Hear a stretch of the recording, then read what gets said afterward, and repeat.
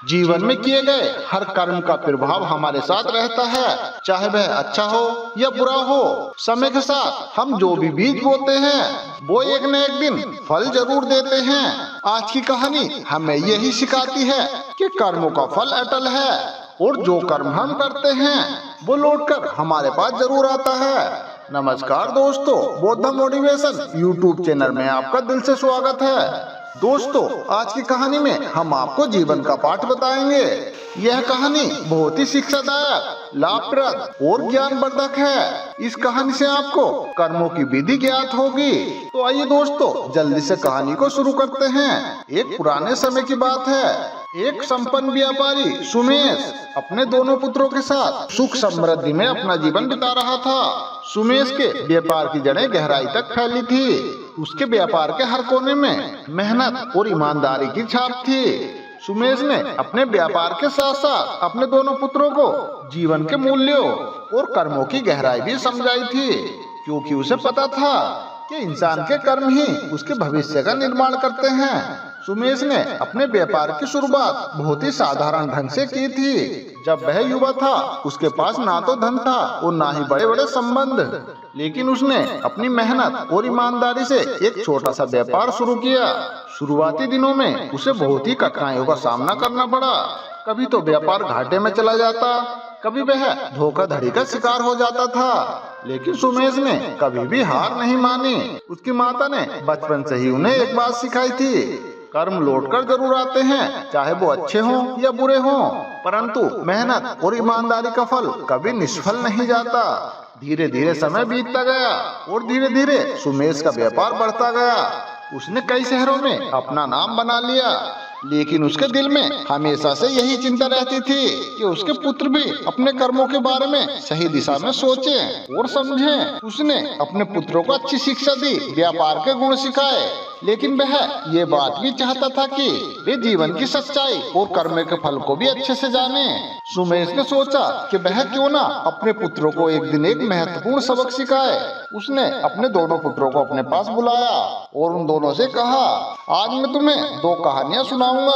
आज की ये कहानी तुम्हें ये बात समझने में मदद करेगी कि हमारे कर्मों का हमारे जीवन पर कितना गहरा प्रभाव होता है। सुमेश ने अपने दोनों पुत्रों को बैठने का इशारा किया और कहा, पहले मैं तुम्हें एक गरीब ब्राह्मण की कहानी सुनाता हूँ, जिसकी जीवन यात्रा ने मुझे हमेशा ही प्रेरित किया है। यह कहानी एक छोटे से गांव की है, जहाँ एक गरीब ब्राह्मण अपने परिवार के साथ रहता था। उसका नाम हरिप्रसाद था। उसके पास ना तो ज्यादा जमीन थी और ना ही धन, लेकिन फिर भी वह अपने जीवन से संतुष्ट था, क्योंकि उसे पता था कि अच्छे कर्म ही जीवन को अच्छा बनाते हैं। हरिप्रसाद हर रोज सुबह सुबह उठता था और भगवान का ध्यान करता था और फिर अपने गांव के आसपास छोटे छोटे कार्य करता था। वह हमेशा से ही दूसरों की मदद करने के लिए तैयार रहता था, भले ही उसकी खुद की स्थिति दयनीय थी। उसकी पत्नी भी उससे प्रेरित होकर उसकी मदद करती थी और उनके दो छोटे बच्चे भी उन्हीं संस्कारों में पड़े बड़े थे। एक दिन गांव में भयंकर अकाल पड़ गया।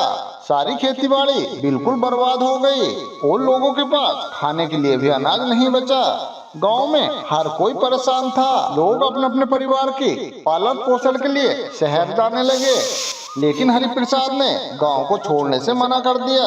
उसने कहा, भगवान जो देता है उसी को हमें स्वीकार करना चाहिए। धीरे धीरे ये समय भी बीत जाएगा, लेकिन हमें कभी भी अपने कर्मों से विमुख नहीं होना चाहिए।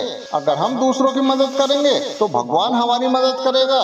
कुछ समय बाद गाँव में एक साधु आया। वह साधु बहुत ही भूखा और प्यासा था और किसी ने भी उसकी मदद नहीं की थी। जब वह साधु हरिप्रसाद के घर आया तो उसने बड़ी विनम्रता से साधु का सम्मान किया और अपनी थोड़ी सी बची हुई रोटी उस साधु को दे दी।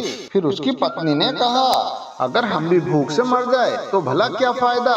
लेकिन उस ब्राह्मण ने उत्तर दिया, हे देवी, ये हमारी परीक्षा है। अगर हमने आज भूखे को रोटी नहीं दी तो भगवान हमें कभी माफ नहीं करेगा। साधु ने बहुत ही प्यार से भोजन ग्रहण किया और प्रसन्न होकर ब्राह्मण से कहा, तुमने जो आज किया है वह कोई साधारण कर्म नहीं है। तुमने आज मुझे भोजन देकर भगवान को प्रसन्न किया है। उस साधु ने ब्राह्मण को आशीर्वाद दिया और कहा, तुम्हारे घर में जल्दी ही खुशियों की बरसात होगी। तुम्हारे अच्छा कर्मों का फल तुम्हें जल्दी ही मिलेगा। और सचमुच कुछ दिनों बाद ही गांव में बारिश हो गई और सभी फसलें लहलहा उठी। हरि प्रसाद के खेतों में फसलें इतनी अच्छी हुई कि उसने अपने सारे कर्ज चुका दिए और वह गांव के गरीबों की मदद करने लगा। लोग उससे प्रेरणा लेने लगे और हरि प्रसाद का नाम गांव में पूरे आदर के साथ लिया जाने लगा। उसे उसके कर्मों का फल मिला और उसकी स्थिति धीरे धीरे सुधरती चली गई। उसने अपने बच्चों को अच्छे संस्कार दिए और उन्हें सिखाया कि अच्छे कर्म ही सबसे बड़ा धन है। सुमेश ने अपने दोनों पुत्रों को बहुत ही गहरी नजर से देखा और उनसे कहा कि इस गरीब ब्राह्मण की कहानी हमें ये बात सिखाती है कि चाहे हमारे पास कुछ भी न हो, लेकिन अगर हमारे कर्म अच्छे हैं तो भगवान हमारी सहायता जरूर करता है।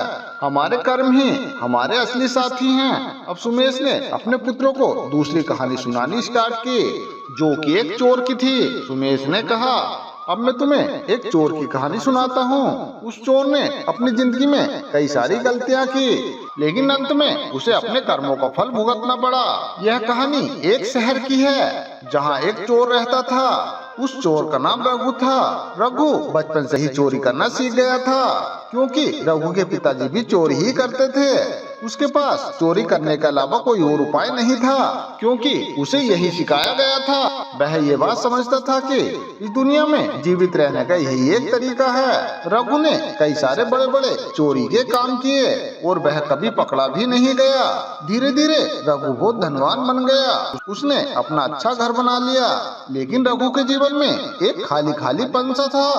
रघु ने बहुत सारा धन इकट्ठा कर लिया, लेकिन वह कभी भी शांति और सुख ना पा सका।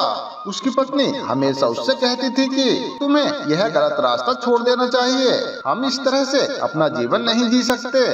पर रघु हमेशा ये कहता था कि मैं ये सब चोरियां तुम्हारे और अपने बच्चों के लिए कर रहा हूँ। अगर मैं चोरी ना करूँ तो हम लोग क्या खाएंगे। रघु ने एक दिन बहुत बड़ी चोरी की योजना बनाई। उसने एक बहुत ही अमीर व्यापारी के घर में चोरी की और बहुत सारा धन लेकर भाग गया, परंतु इस बार उसका भाग्य साथ नहीं दे रहा था। पुलिस ने उसे पकड़ लिया और उसे जेल में डाल दिया गया। जेल में उसने अपने किए गए कर्मों के बारे में गहराई से सोचा। उसकी समझ में ये आया कि उसने केवल धन कमाने के लिए अपने जीवन को बर्बाद कर दिया। उसे ये भी एहसास हुआ कि उसे अब अपने कर्मों का फल मिल रहा है। जेल में रघु की मुलाकात एक महान संत कबीर से हुई, जो लोगों को उनके कर्मों के फलों के बारे में सिखाने आते थे।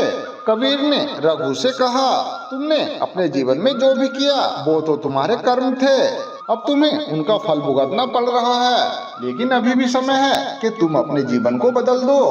कर्मों का चक्र कभी नहीं रुकता, लेकिन तुम अभी से अपने कर्म सुधारोगे तो तुम्हें नए सिरे से जीवन जीने का मौका मिलेगा। रघु ने कबीर के चरणों में गिरकर माफी मांगी और उनसे कहा, हे गुरुजी, मुझे अपने जीवन का सही रास्ता नहीं पता था। मैंने हमेशा यही सोचा था कि चोरी कर कर ही मैं अपने परिवार को पाल सकता हूँ, लेकिन अब मुझे समझ में आ रहा है कि ये सबसे बड़ा पाप है। मैं अपने कर्मों का बोझ अब और नहीं सह सकता। कबीर ने उसे क्षमा किया और कहा, तुमने अपने बुरे कर्मों का परिणाम भोग लिया है, लेकिन अगर तुम अपने सच्चे मन से प्रायश्चित करोगे और अपने जीवन में अच्छे कर्म करोगे तो तुम्हें नए सिरे से जीवन जीने का मौका मिलेगा।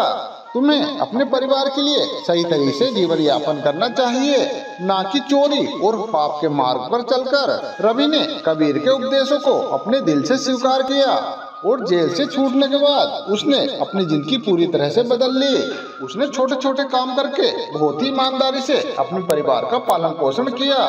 धीरे धीरे उसकी स्थिति सुधरने लगी और वह अपनी पिछली जिंदगी से सबक लेकर एक अच्छा इंसान बन गया।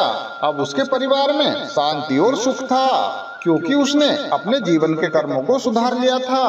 कहानी समाप्त करने के बाद सुमेश ने अपने पुत्रों से कहा, बेटा, अब तुम्हारे सामने केवल दो उदाहरण हैं। एक तो वो ब्राह्मण जो अच्छे कर्म करता रहा और दूसरा चोर जिसने अपने बुरे कर्मों का फल भोगा।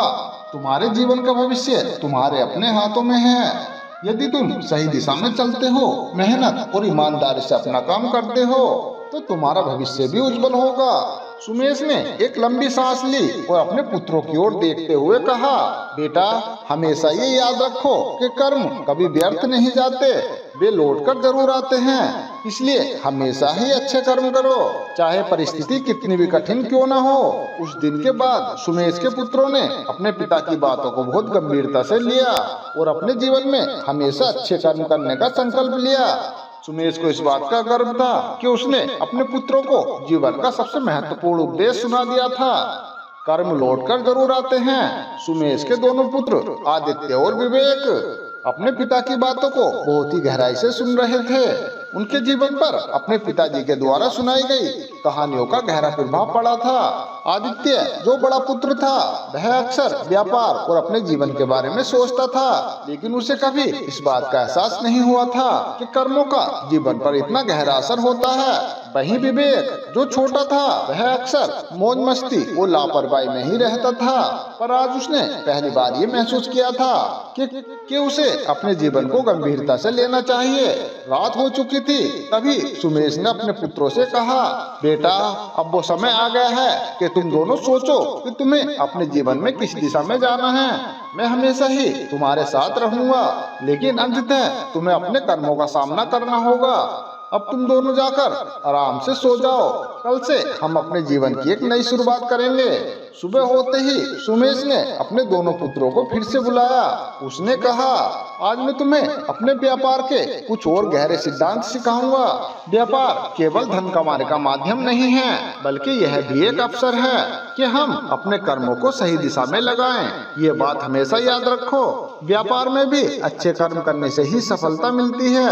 आदित्य और विवेक ने अपने पिता की बातों को ध्यानपूर्वक सुना। सुमेश ने उन्हें व्यापार के विभिन्न पहलुओं के बारे में समझाया, कैसे ग्राहकों के साथ व्यवहार करना चाहिए, कैसे ईमानदारी और विश्वास पर ही व्यापार टिका रहता है, और सबसे महत्वपूर्ण कैसे व्यापार में नैतिकता बनाए रखनी चाहिए। कुछ दिनों बाद सुमेश को एक बहुत बड़ा व्यापारिक सौदा प्राप्त हुआ। यह सौदा उसके व्यापार के विस्तार के लिए बहुत ही ज्यादा महत्वपूर्ण था और इसमें इसे बहुत सारे लाभ हो सकते थे, परंतु सौदा करने वाले लोग धोखाधड़ी करने में माहिर थे। उन्होंने सुमेश को बड़े बड़े वायदे किए, लेकिन भीतर ही भीतर उनकी ये योजना थी कि वह सुमेश का व्यापार हड़प लें। सुमेश ये बात समझ गया था कि यह सौदा एक नैतिक दुविधा है। सुमेश ने अपने पुत्र को बुलाया और कहा, यह वो समय है जब तुम्हें यह निर्णय लेना है कि हम किस दिशा में जाएंगे। यह सौदा हमें बहुत सारा धन दे सकता है, लेकिन इसके लिए हमें अपनी ईमानदारी का त्याग करना पड़ेगा। क्या तुम समझ सकते हो कि इसका परिणाम क्या हो सकता है?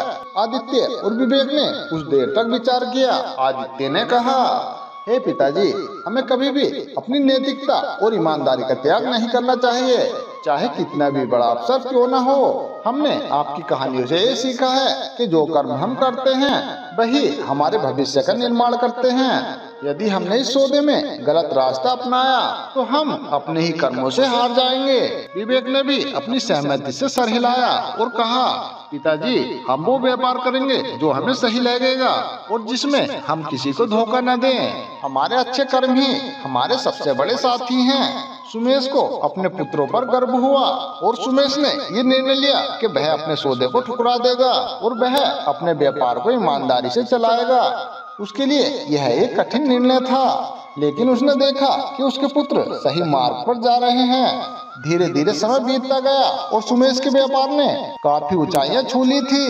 सुमेश के पुत्रों ने भी अपने अपने हिस्से का बहुत बड़ा योगदान दिया। वे दोनों न केवल सफल व्यापारी बने, बल्कि समाज में भी उनकी प्रतिष्ठा बढ़ती गई। लोग उन्हें अपना आदर्श मानने लगे और सभी लोग उनके साथ ही व्यापार करना चाहते थे, क्योंकि हर एक व्यापारी को पता था कि सुमेश और उसके पुत्र के साथ व्यापार करने में कोई धोखाधड़ी नहीं हो सकती। सुमेश ने देखा कि उसके पुत्रों ने अपने जीवन में वही मार्ग अपनाया था जो उसने उन्हें सिखाया था। उन्होंने अच्छे कर्मों का मार्ग सीखा था। सुमेश अपने जीवन में पूरी तरह संतुष्ट था और उसे यह भी पूरा विश्वास था कि उसके पुत्र आगे भी पूरी ईमानदारी और विश्वास के साथ उसके व्यापार को चलाएंगे।